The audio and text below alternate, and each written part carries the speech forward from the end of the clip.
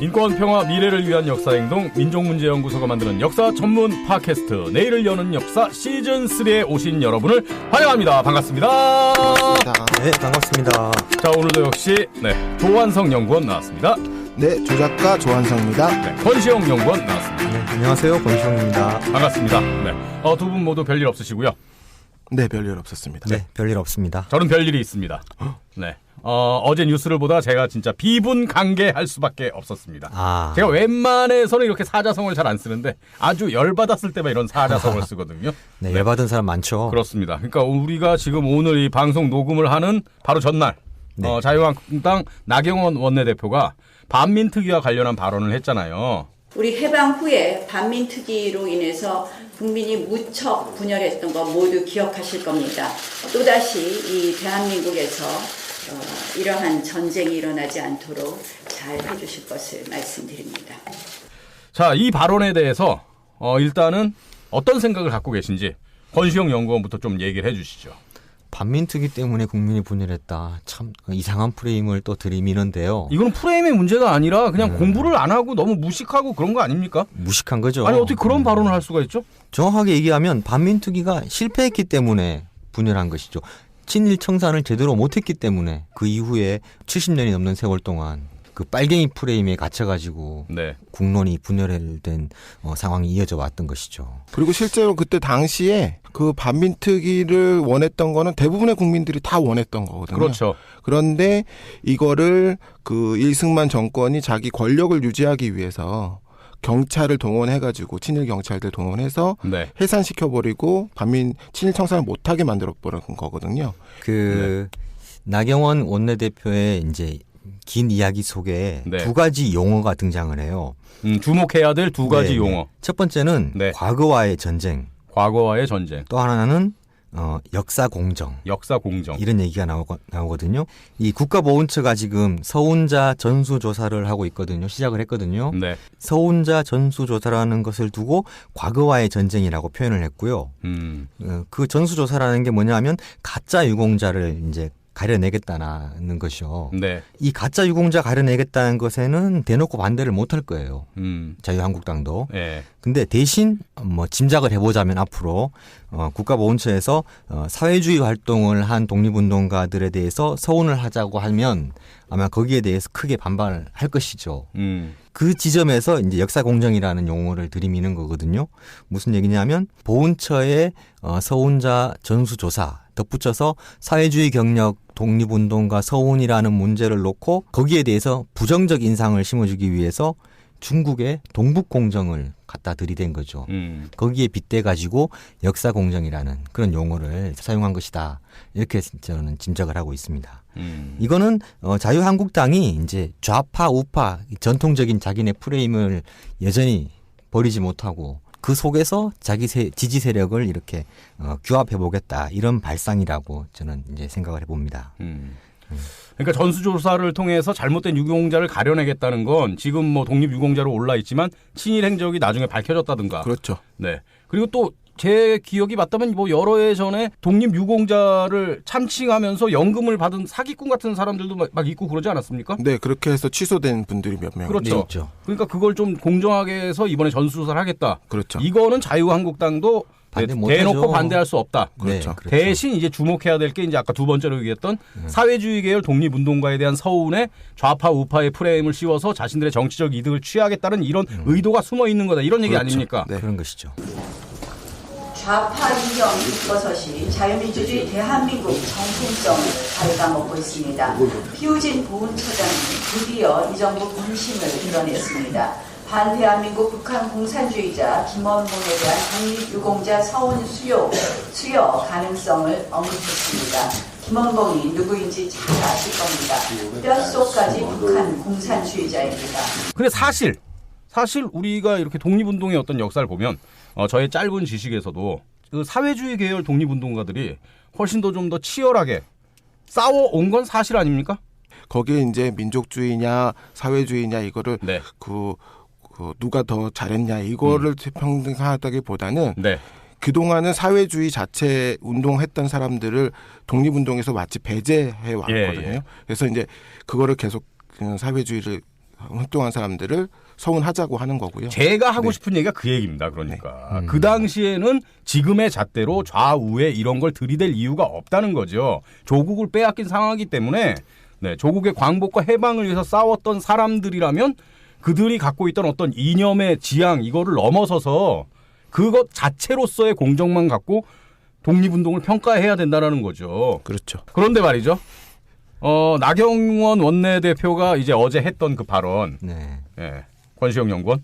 그 사실은 반민특위가 생겼을 당시에 그 당시에 뭔가 뒤가 구리고 캥겼던 사람들이 했던 논리하고 똑같은 거 아닙니까? 그렇죠. 그때 당시에 반민특위 탄압을 하기 위해서 그 친일파 잔재들이 만들어낸 프레임이 바로 빨갱이 색깔론이었잖아요. 그러니까요. 그렇게 해서 국회 불합치 사건도 일으키고. 그리고 우리가 친일파 열전에서 1회로 다뤘던 이종영 같은 자도 그렇죠. 반민법은 망민법이다. 그렇죠. 이런 식으로 얘기했는데 그게 지금 나경원이 얘기한 거랑 똑같은 거 아닙니까? 그런 거죠. 국민을 분열시키고. 그렇죠. 맞아요.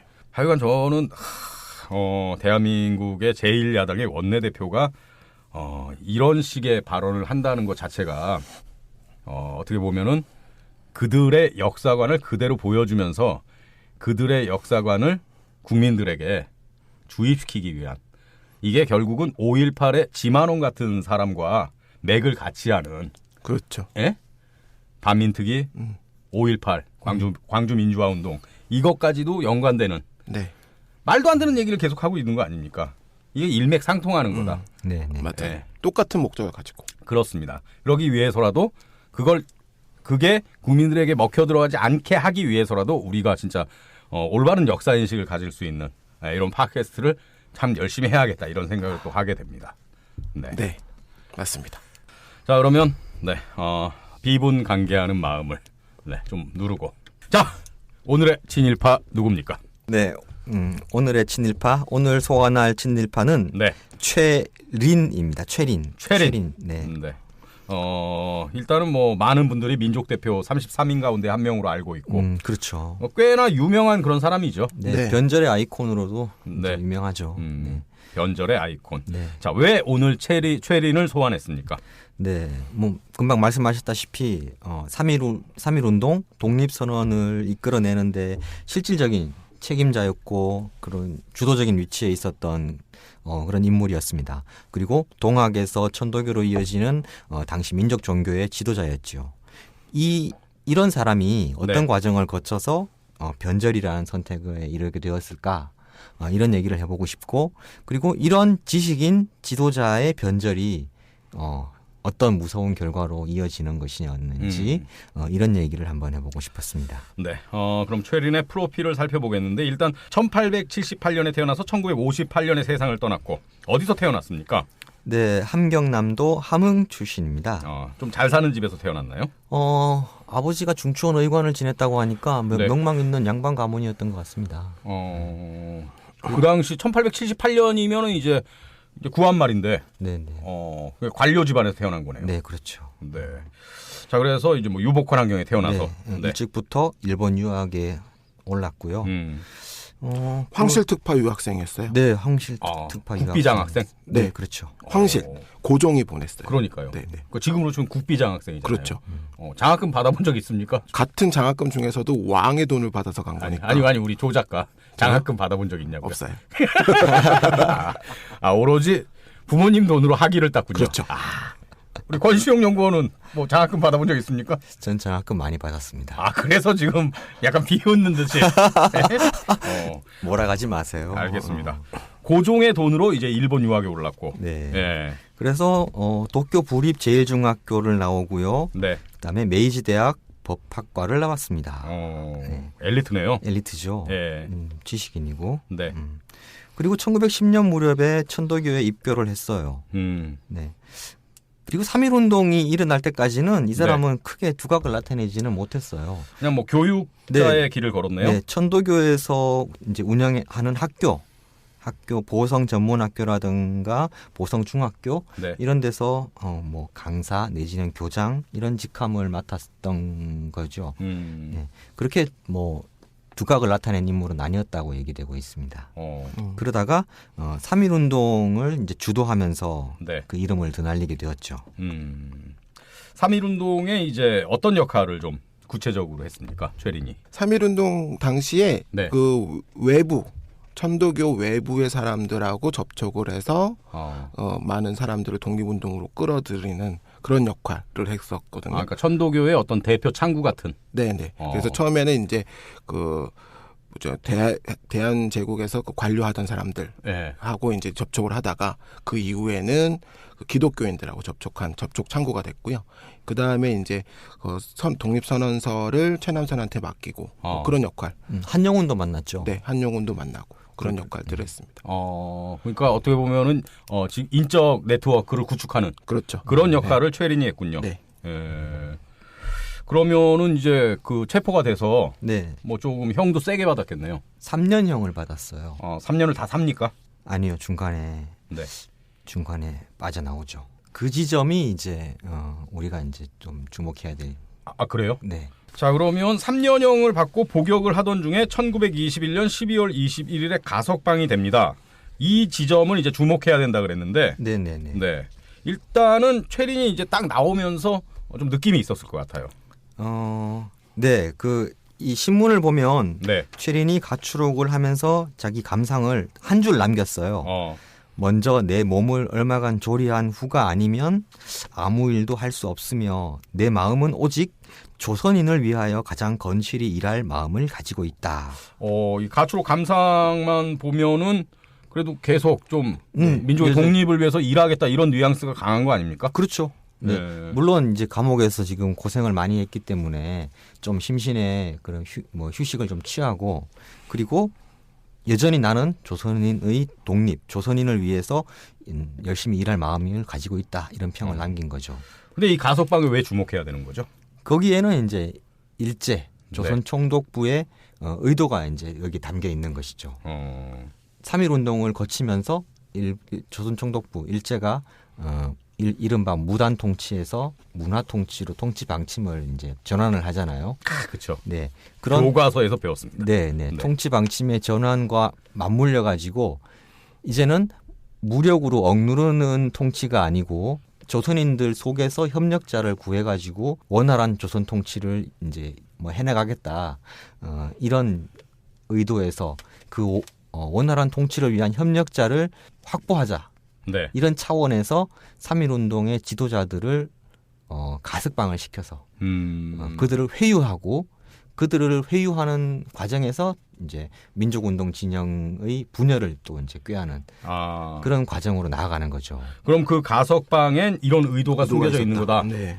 이른바 문화 통치로 넘어가는, 그러니까 조선인들을 힘으로만 누르을 땐 이 사람들이 더 강하게 올라올 수 있으니까 회유도 좀 하고 부드러운 유화책을 써야 되는데 그 어떤 조치로 가석방이 내려진 거다. 네. 그럼 이때 가석방이 같이 된 사람들이 많이 있습니까? 이 1921년 4월에 영친왕의 결혼을 계기로 해서 손병희가 먼저 특별 사면을 받아요. 그리고 그해 10월에 최남선이 나오고요. 12월에 최린, 함태영, 오세창, 권동진, 이종일, 이런 사람들이 다 이제 가출옥을 하는 거죠. 그러니까 21년 가을과 겨울에 걸쳐서 많은 사람들이 감옥 바깥으로 나오게 되는 거네요. 근데 거기에 이제 아까 말한 그런 의도가 숨겨져 있는 거다. 이때 등장하는 사람이 아베 미스 이에라는 사람입니다. 아베 미스 이에. 아베 미스 이에. 아베 신조는 제가 아는데. 네. 아베 미스 이에 어떤 사람입니까?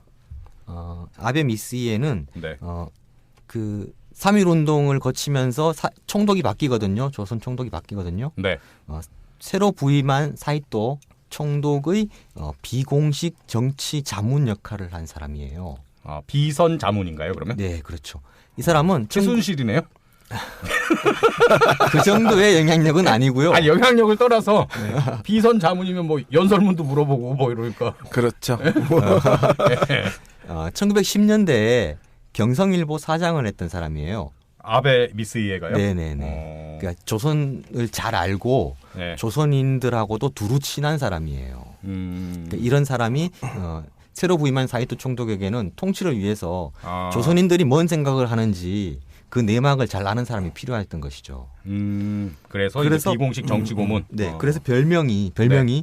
제국의 브로커예요. 아, 제국의 브로커. 조선인과 통치 당국 사이에서 일정한 역할을 담당했던 사람이죠. 그러니까 그 당시 어떤 조선에 영향력 있는 조선인들과 상당한 교분이 있기 때문에 네, 그렇죠. 그들과 약간은 좀 깊은 대화도 할 수 있는데 네네네. 그럼 그걸 듣고 곧장 사이토 총독한테 얘기해주고. 네. 진짜 나쁜 놈이죠. 이런 그러니까. 사람들이 더 나쁜 사람들. 예? 이 아베 미스이에가 3.1운동 지도자들의 가석방을 사이토 총독에게 제안을 했어요. 그리고 사이토 총독이 그걸 받아들인 거죠. 예. 그러니까 아베 미스이에는 제국의 브로커답게 네. 문화 통치를 위해선 이런 것들이 필요하다. 이런 조치를 해야 된다. 그렇죠. 라고 총독에게 건의를 한 거고 네네네. 총독이 이걸 이제 받아들여서 그거 좋은 생각이다. 네네. 그래서 가석방이 된 거다.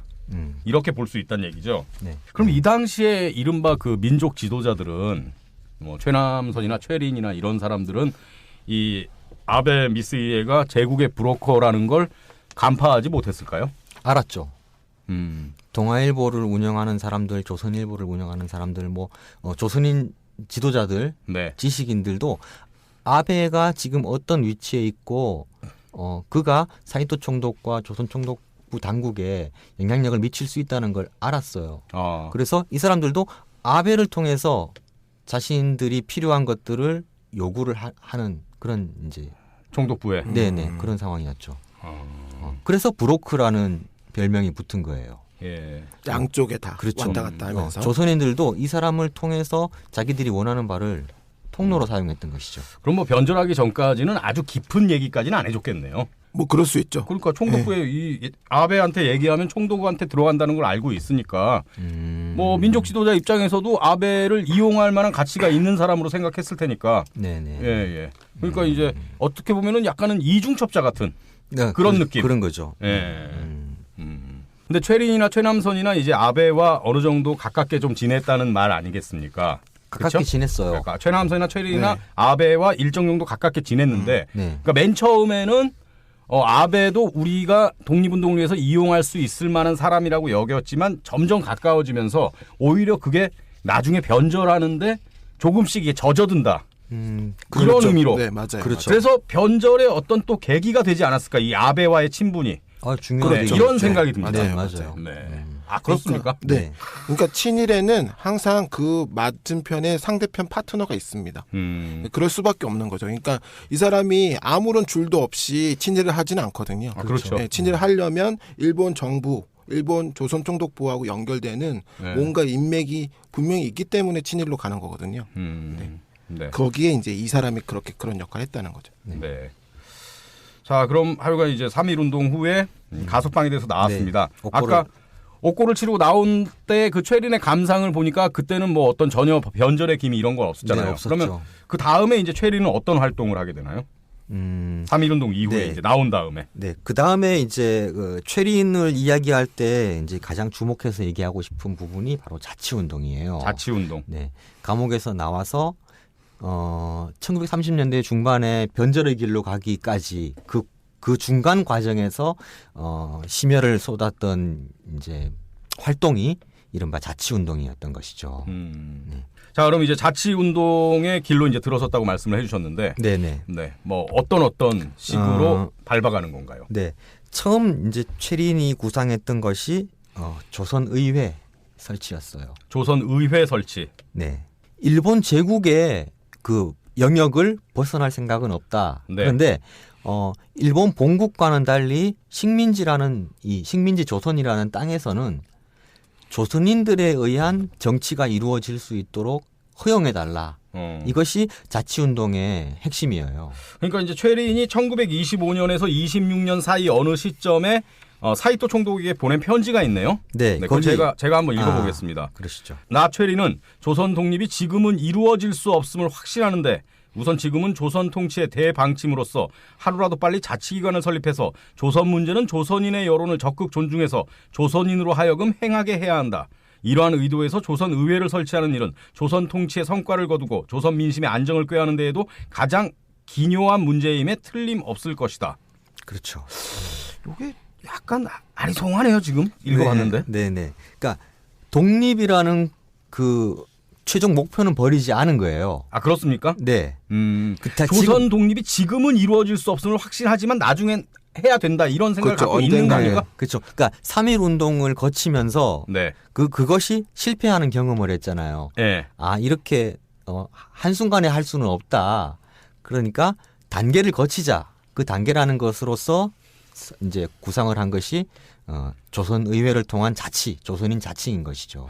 근데 저는 이 편지에서 이미 약간 네. 변절의 기미까지는 아니더라도 네. 변절의 어떤 주근깨. 네? 기미는 아니지만 주근깨 정도가 좀 보이는 것 같은 네, 그런 느낌인데요 지금. 네, 자치운동이 가진 맹점이고 뭐 네. 그것이 그 자치운동의 바탕에 깔려 있는 허약함인 것이죠 이게. 사실 자치운동이라는 게 그러니까 이 편지 읽어보니까 그런 것 같은데요. 우리가 세게 뭔가 이렇게 저항하진 않겠다. 그렇죠. 이 안에서 좀 온순하게 살 테니까 우리한테 조금 더 많은 권한 같은 걸 좀 달라. 네네네. 그렇죠. 여기 정치적 체제 인정하면서 조용히 온순하게 에? 뭐 그렇게 살게. 네. 순종적으로. 약간 이런 뉘앙스인데요. 뭐 그렇게까지 아니에요? 순종적인 것까지는 아니지만. 순종까지는 아닙니까? 그건 아니지만 예. 근데 자치 운동이라는 것 자체가 네. 그 애매한 부분들이 있어요. 네. 예, 애매한 부분들이 있고 그리고 이때 당시에 그 자치 운동을 했던 사람들이 사실은 그 전에도 있었거든요. 그 사람들이 대부분 근데 친일파들이잖아요. 그렇죠. 그래서 자치 운동 또는 합법적인 정치 운동, 정치 참여 운동을 한다고 하는 사람들이 다 친일파였기 때문에 자치라는 말을 꺼내는 순간 네. 다 그 세간에는 사람들이 다 친일파 이렇게 인식을 했어요. 그래서 굉장히 부정적으로 생각했어요. 자치운동 한다는 게 당시에 굉장히 어려운 일이었어요. 일본이 조선을 식민 통치하면서 시작할 때부터 동아주의를 표방했거든요. 네. 동아주의 지배. 그러니까 조선을 일본과 동일시해가지고 완전히 일본화 시키겠다라는 통치를 쭉 지속해 왔는데 이 자치운동이라는 것은 조선인 자치를 인정해 달라. 그러니까 완전 동화가 아니고 개별성을 인정해 달라라는 그런 지배 체제로 바꾸자라는 거였거든요.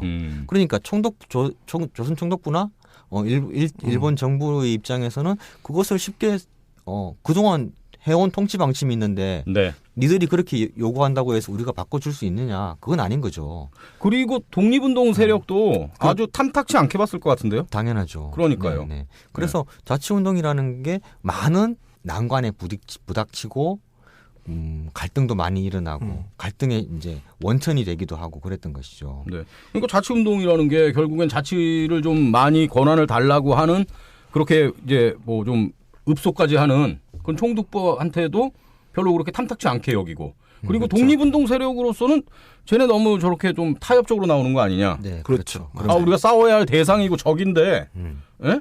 너무 그 화해적인 제스처만 하는 게 아니냐. 그렇죠. 이미 저항 독립운동에 의지가 없는 게 아니냐. 네, 그런 비판을 받았어요. 그래서 그러니까요. 그래서 1927년 초에 그 신간회가 만들어질 때 네. 이 자치운동 세력들은 거기 신간회에 들어가지를 못했어요.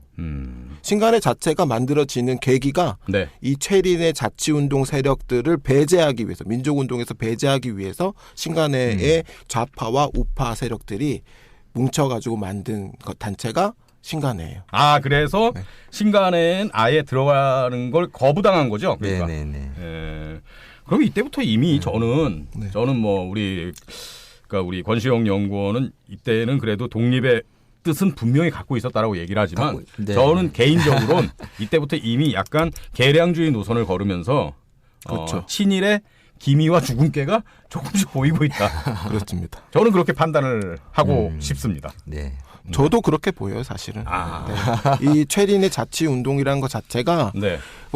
일본의 양보를 얻어내야 되는 건데 일본은 양보해 줄 생각이 전혀 없었던 상황이잖아요. 그렇죠. 네. 그런 상황에서도 자치운동을 한다는 것은 이 타협적으로 그 정치 권력을 획득하는 그런 정치 권력 획득 운동 정도밖에 아니었던 거거든요. 네. 그러니까 그리고 독립운동이라고 할 수 없는 거죠. 가장 기본적으로 식민지에서 제국주의를 자체를 인정한다는 거 아닙니까? 식민 지배 자체를 인정하고 그 안에서 조금 더 많은 권한을 얻겠다는 그런 거잖아요. 맞아요.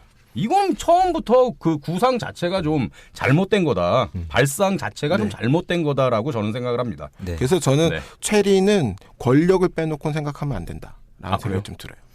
권력욕이 좀 있었습니다. 최린이. 네. 그래서 그 3.1운동 당시에도 경찰들이 그 최린을 신문할 적에 네. 권력을 얻기 위해서 천도교에 입교한 것이 아니냐라고 물을 정도였어요. 그러니까 그 경찰의 눈에도 최린의 권력욕이 보였다는 거죠. 그렇군요. 네. 그럼 자치운동 세력은 뭐 계속 이렇게 좀 고립되고 그랬겠네요. 네. 네. 뭐 진행이 잘 안 됐죠. 네. 그러다가 이제 최린이 네. 외유에 나섭니다. 구미 시찰이라고도 하고. 구미라 하면 이제 유럽이잖아요. 네. 미국과 유럽. 누구 돈으로 간 거예요, 근데? 그 자기네 돈으로 갔겠죠. 사비로? 그러니까 천도교 돈을 지원받았어요. 그렇죠. 그 당시 천도교에서 뭐 높은 지위에 있던. 그렇죠. 그럼 최린이 이제 1927년 6월부터 1928년 4월까지. 네. 예, 여러 나라를 가잖아요. 네. 다 천도교 돈으로 간 겁니까? 그렇죠. 이 사람이 천도교 신파라는 새로운 파벌을 만들어서 그 천도교 내의 권력을 장악하는 데 성공을 했어요.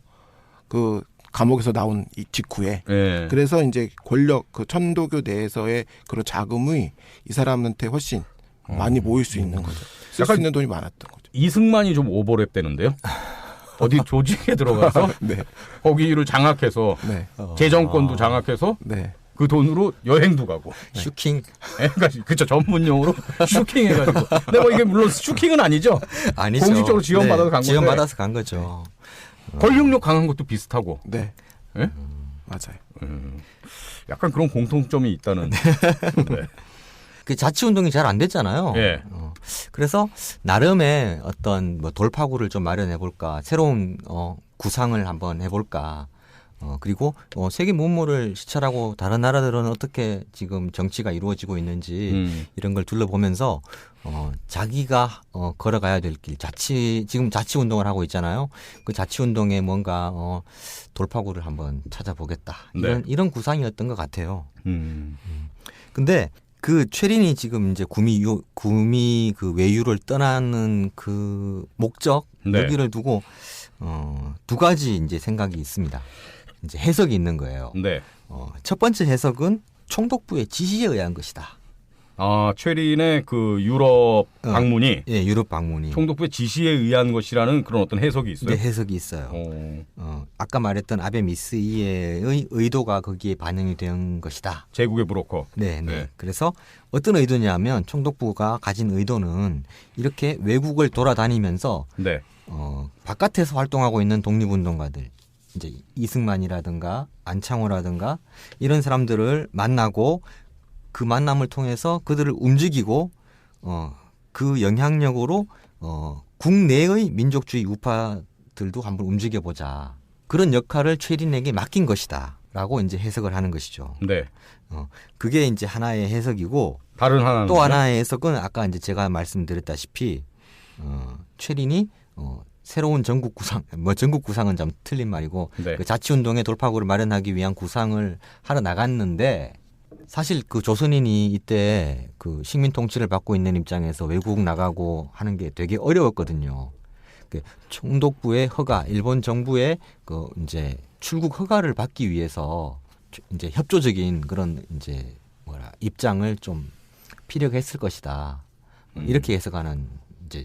제가 보기엔 두 개가 좀 섞여 있지 않을까 싶어요. 저도 예, 한 가지만은 아닌 것 같아요. 최린은 일단 하여튼 어찌됐건 민족대표 33인의 한 사람이었고 복역까지 한 다음에 나왔는데 그러면 뭐 총독부와의 대화 창구가 있다고 할지라도 요시찰 대상 아닙니까 어찌됐건. 그렇죠. 근데 이런 요시찰 대상이 정말 아주 긴 시간 동안 외국에 나간다고 하는데 외국 나가서 무슨 활동 그리고 어떤 발언을 할지도 모르는데 그렇죠. 출국 금지를 시키겠죠 당연히. 그렇죠. 네. 출국하기가 되게 여권 발급받기가 되게 어려웠어요. 그러니까요. 네. 그러니까 아베를 통해서 좀 해달라. 그랬더니 그럼 총독부가 그럼 가서 이렇게 뭐 좀 이렇게 해가지고 민족주의 우파를 묶어갖고 너 좌파에 대항하게 하자 이런 게 좀 해라. 네. 이렇게 딜을 했을 수도 있는 거죠. 그렇죠.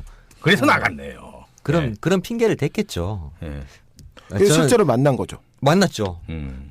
일본 요코하마에서 출발해가지고 제일 먼저 간 게 하와이 쪽이었거든요. 미국을 먼저 갔어요. 이승만 먼저. 이승만 안창호를 먼저 만났어요.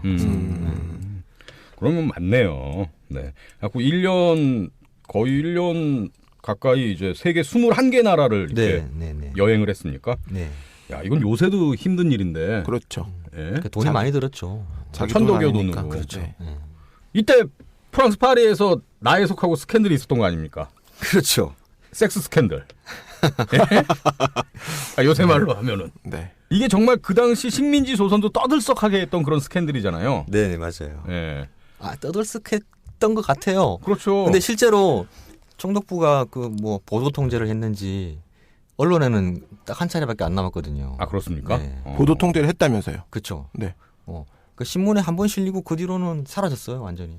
자, 하여간 1927년 6월에 이제 외유를 가서 28년 4월에 시베리아 철도를 타고 귀국을 했잖아요. 네. 야, 이건 참 부럽네요. 지금 우리는 외국 여행이 곧 해외 여행 아닙니까? 네. 북으로 이렇게 분단이 돼 있어서 막혀 있으니까 섬나라잖아요. 어떻게 보면 진짜로 비행기 타야 되는데 네네. 철도를 타고 이렇게 네. 이거는 어떻게 보면 지금보다 훨씬 더 자유롭다 이런 느낌도 받게 돼요. 네. 나혜석은 시베리아 철도를 타고 유럽을 갔고, 그러니까요. 체리는 그 루트를 타고 국내로 들어왔고. 빨리 이 평화가 정착이 돼서 진짜 우리도 좀 철도 타고 한번 가봤으면 좋겠다. 침대차 타고. 유럽까지는 아니어도 그냥 중국 여행 갈 때 철도 타고 가고. 이거 얼마나 좋습니까? 네. 철도 타고 베트남 가고. 좋겠네요. 김정은 위원장 부러웠었나 봐요. 자, 하여간 돌아왔습니다. 네. 네. 최린이 뭔가 이렇게 결과물을 내놨을 거 아니에요. 외국을 특히 유럽을 다니면서 이 자치 운동에 대한 이제 뭐랄까 신념, 아직도 비전, 자치 운동을 버리지 못했군요. 아니, 더 강한 확신을 가지고 왔어요. 자치 운동이 가능성이 있다. 뭘 봤느냐면 아일랜드를 봤어요. 아일랜드. 네. 그리고 1차 세계대전 이후에 독립했던 신생 독립 국가들, 체코슬로바키아라든가 유고슬라비아 이런 나라들을 봤어요. 그런 나라들을 보면서 왜 자치 운동에 더 강한 확신을 갖게 되는 거죠? 이를테면 아일랜드에서 그 이제 대표적으로 얘기를 할 수 있는데 네. 아일랜드가 당시 오랜 영국의 식민지 상태에서 이제 자치를 얻은 단계로 나아가고 있었거든요. 그러니까 그 아일랜드가 수백 년 식민 지배를 받았던 영국과 서로 협조해서 자치를 얻고 독립이라는 길로 나아가고 있는 것을 봤을 때 우리 조선도 일본과의 관계에서 우리가 독립을 쟁취하기 위해서는 저처럼 자치 단계를 그러니까 서로 협조해서 본국인 일본과 식민 지배자인 일본과 서로 협조해서 자치권을 얻는 것이 순리이겠다. 이 말은 역으로 하면 우리 조선도 아일랜드처럼 수백 년 동안 식민 생활을 해야 된다는 얘기잖아요. 이게 무슨 말입니까? 뭡니까 이게? 아니 그러니까 아일랜드가 수백 년 동안 영국의 식민지를 지내다가 이제 자치권 얻어서 독립을 앞두고 있다. 그래 자치 운동 해야 돼. 이 말은 우리 조선도 일본의 수백 년 동안의 식민 지배를 거친 후에 자치권을 얻어서 독립을 해야 된다. 네, 맞아요. 그걸 수백 년으로 봤다는 거 아닙니까? 네. 아니 그건 좀 좀 과장된 표현이긴 한데. 과장된 게 아니죠 지금. 아일랜드에서 확신을 얻었습니다. 그리고 갑자기 확 올라오네요. 그리고 이제 최린이 간과한 부분이 있어요. 이걸 간과한 거죠, 또 있어요. 네, 그 간과한 부분이 이때 최린만 아일랜드에 주목한 게 아니고 동아일보나 조선일보도 다 아일랜드가 자치하는 모습을 보고 되게 희망적인 모습을 본 거예요. 그래서 아일랜드를 닮아서 자치운동 해야 된다. 이렇게 주장하는 사람들이 꽤 많았어요. 그런데 이런 자치운동을 주장하는 사람들의 맹점이 뭐냐면 아일랜드가 자치권을 획득하기 전까지 그 전 단계를 아무도 설명을 안 했어요. 당시에. 그 전 단계에 뭐가 있었냐면 IRA라고 부르는 유명한 단체죠. 무장단체.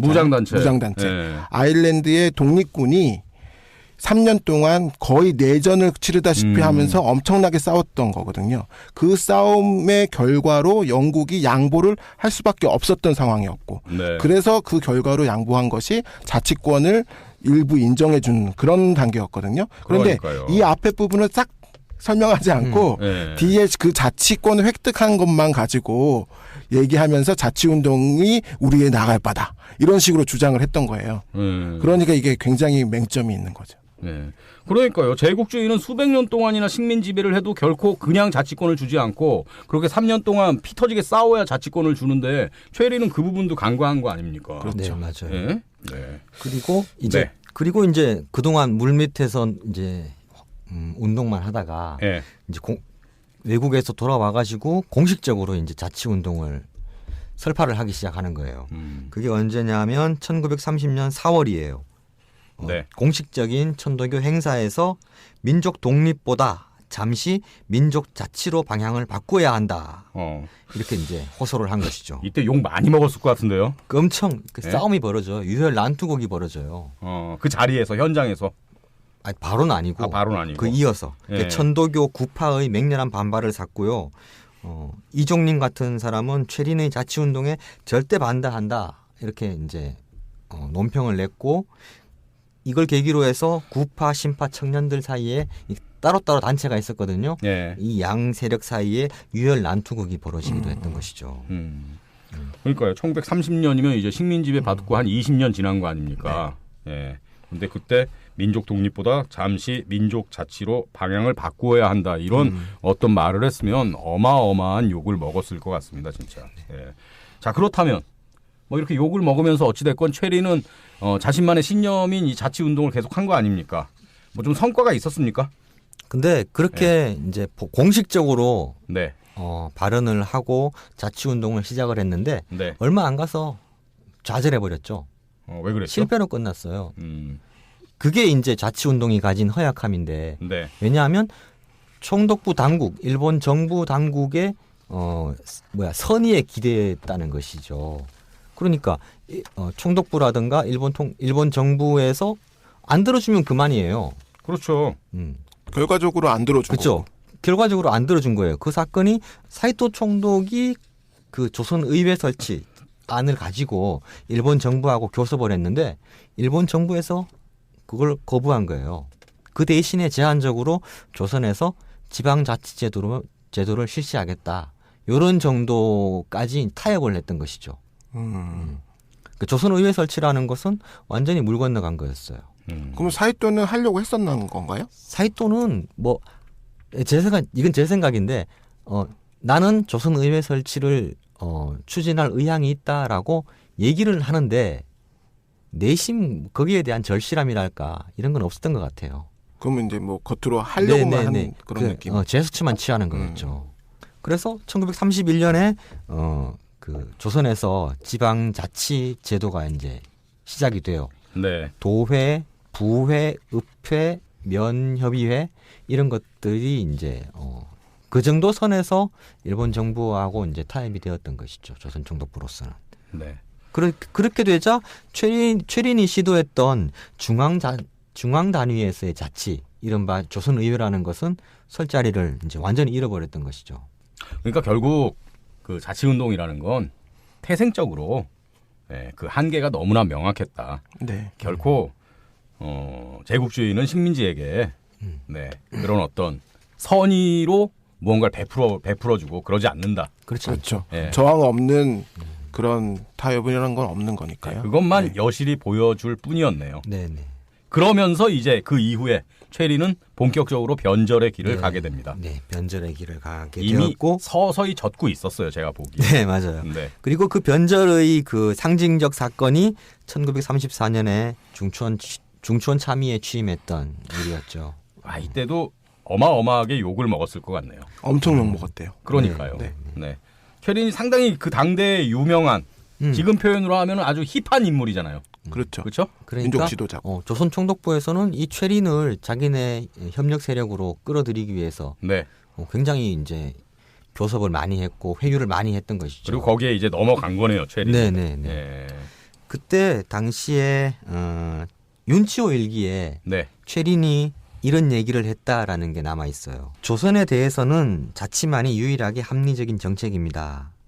라고 하고는 난 월급 때문이 아니라 반일적인 자세에서 철저한 친일파로 변신했다는 걸 보여주려고 중추원 직책을 수락했어요.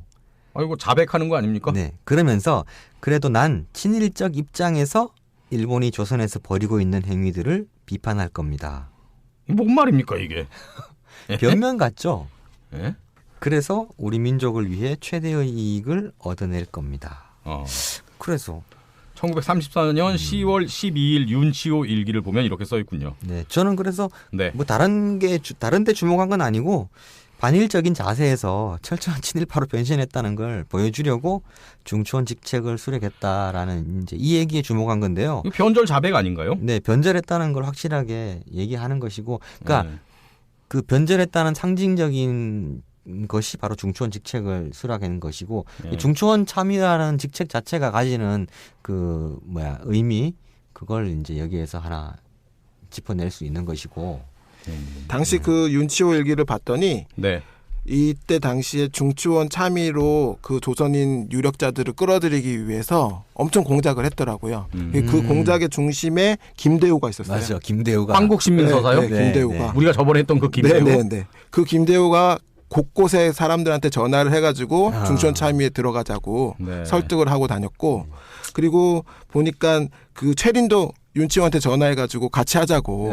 최린이 뭐라고 얘기하냐면 지금 우리가 중추원이라는 한 공간을 그런 민족주의 우파들로 새로운 사람으로 가득 채워서 새로운 운동을 벌이려고 한다. 그러니까 윤치호 당신도 같이 하자. 이런 식으로 설득을 했더라고요. 근데 윤치호는 나는 못하겠다라고 이제 선을 그었고. 그래도 뭐 윤치호도 뭐 친일파 아닙니까? 윤치호도 나중에 들어가요. 네, 나중에 들어가죠. 이때는 안 들어가. 40년 무렵인가? 이때는 안 들어가고 이제 나중에. 30년대 말인가? 네, 38년 아마 그 흥옥구락부 사건 맞아. 그거 관련해 갖고 들어가는 거죠. 하여튼 뭐 어마어마한 욕을 먹었을 것 같은데 욕 뭐 당연히 먹어야 되고요. 근데 욕을 엄청 먹었죠. 그 당시 한국독립당이 토최린서라는 걸 발표했네요. 네. 그러니까 이게 성토한다 이런 거죠. 네, 맞아요. 1934년 9월 1일 토최린서, 독립선언의 서명자의 1인이었던 최린, 천도교 영수급의 1인이었던 최린, 광복운동의 일원으로 촉망되었던 최린은 돌연 적진에 투항하여 적의 주구가 되고 나팔수가 되었다 한다. 김인현 이후 16년간 이매망량 온갖 도깨비와 귀신이 어찌 한둘에 그쳤으랴. 한때 민족운동의 세평을 이용하여 약간의 허명과 자취를 남긴 자이다. 이제 최린은 사실상 우리 민족과는 다른 추악한 무리들과 합류했다는 점에서 천도교의 배반자가 되었으며 손병희를 배반한 손문의 난적이 되었으며 소위 동방주의를 합창한 최린은 한국민족과 절연한 국적이 되었으니 이완용, 이용구의 뒤를 따르는 자가 되고 말았도다. 한국 독립당은 최린의 죄를 천하에 밝혀 대중으로 하여금 응징할 바를 알게 하려 한다. 아울러 제2, 제3의 최린이 나오지 않기를 막고자 하노라. 네. 적의 주구, 적의 개가 됐단 얘기죠. 네. 완벽한 변절이네요. 그렇습니다. 그럼 대놓고 이제 친일 행각을 벌였겠네요. 네, 이제부터는 뭐 거리낌 없이. 네, 뒤도 안 돌아보고 여러 가지 친일 행각을 이 사람이 벌였는데. 뭐든 또 열심히 하는. 아 그래요? 아 캐릭터가. 네. 아 불륜도 열심히 저지르고. 최린의 친일 행각들은 구체적으로 여기에서 다 얘기하기에는 끝도 없을 것 같고요. 네. 자세한 내용은 우리 친일 인명사전을 한번 읽어보시면 세세한 것들을 이해할 수 있을 것 같습니다. 제가 몇 가지만 이제 말씀을 드릴게요. 몇 가지만 짚어주시죠. 네, 각종 친일 단체들에 또 빠짐없이 이름을 올렸어요. 흥하보국단, 조선임전보국단, 매일신보사 사장도 지냈고요. 그 다음에 국민정신총동원 조선연맹, 국민총력조선연맹, 그 다음에 조선언론보국회 회장도 지냈고요. 뭐 각종 친일 협력 단체에 빠짐없이 이름을 올렸습니다. 특히 1936년에는 조선에도 지원병제를 시행해달라 이런 요청을 했고요. 그다음에 1942년에는 조선에서 징병제를 실시한다라는 당국의 발표가 있자 그것을 환영하는 논평을 내기도 했거든요. 아 그렇게 환영할 거면 지가 입대해야죠. 나이가 많아서. 지가 전쟁터로 가야죠 그러면. 그죠. 그런 이제 논평 중에 한 대목을 제가 얘기를 할게요. 우리들 반도 민중은 창시도 하였고 기쁜 낯으로 제국 군인이 되어 무엇으로 보나 황국 신민이 된 것이다. 이제부터는 있는 힘을 다하여 연성을 쌓아서 군국의 방패로서 부끄럽지 않은 심신을 만들어 두지 않으면 안 되겠다. 이 날이 오기를 얼마나 기다리고 있었느냐. 지가 입대하지 그러면. 그럼 지가 가야죠 전쟁터에. 네. 와 진짜 참. 네. 자 이런 뭐 노골적인 친일 행각. 네. 결국 이제 반민특위의 해방 이후 반민특위의 체포가 되죠. 네, 당연히. 네. 체포되고 재판을 받았어요. 근데 불행히도 이제 공소기각 처분이 내려졌죠. 근데 이제 최린이 그나마 조금 뭐랄까요? 심정적으로 동정을 조금 자아낼 수 있는 대목이 있어요. 그게 이제 반민특위 재판을 받으면서 후회한다. 그리고 예. 죄를 준다면 그 처벌을 달게 받겠다. 예. 이런 이제 얘기를 했다고 해요. 거의 유일한 인물 아닌가요? 그래도 반성의 말을 남긴 친일파는 그래도 최린이 유일한 거 아닙니까? 그렇죠. 뭐 변명 안 하고. 그렇죠. 네. 그런 점에서 조금의 동정은 할 수 있겠다라는 생각을 합니다. 근데 한 일을 비하면 그죠? 한 일을 생각하면. 네. 한 일로 치면은 이제 이 사과 한마디로 끝날 일이 아니기 때문에 그렇죠. 네. 그래도 어찌됐건 다른 친일파들의 그 후한무치한 모습을 너무 많이 봐왔기 때문에 그렇죠. 최린의 유일한 이런 어떤 사과와 반성의 말이 그래도 의미가 있다. 저는 좀 그렇게 봅니다. 네네. 뭐 그런 그렇다고 생각이 용서는 듭니다. 안 되는 거죠. 네. 1급 친일파기 때문에 제대로 그 반민특위가 됐다고 한다면 처벌이 됐다고 한다면 사형이죠. 사형입니다. 그렇죠. 이건. 사형이죠. 네. 예, 드골이었으면 네. 프랑스였으면 뭐 그냥 재판도 안 받고 그랬을 것 같은 느낌이 듭니다. 재판은 했겠죠. 그렇죠. 예, 예. 제가 경솔했네요. 예. 오늘 방송 최린에 대해서 나눠봤는데 우리 권시용 연구원이 좀 깔끔하게 오늘 방송 정리 좀 해주시죠. 네, 뭐 최린에 대해선 그의 친일 행적뿐만 아니고 이번에는 그 자치운동이라는 것에 대해서 좀 주목해서 얘기를 많이 했는데 좀 정리를 하자면 이 자치운동이라는 게 근본적으로 일본의 식민 지배를 인정한다는 것을 바탕에 깔고 있는 것이죠. 그렇죠. 게다가 그 운동을 통해서 얻을 수 있는 결실이라는 것도 실제로는 일제가 이렇게 너그럽게 받아들여야 한다는 전제 하에서 성립되는 겁니다. 그렇죠. 네. 그래서 결국 일제가 받아들이지 않는 것으로 자치운동은 끝이 났습니다. 네. 네. 그렇게 이제 자치운동이라는 것을 정리를 한번 해보고 싶었고요. 또 하나는 이 변절이라는 것에 이제 주목을 하자면 3.1운동 지도자 최린이 선택한 이 변절의 길은 아까 그 한국 독립당의 성명서에서 봤다시피 독립운동 진영에 미치는 충격이 굉장히 컸습니다. 네. 네.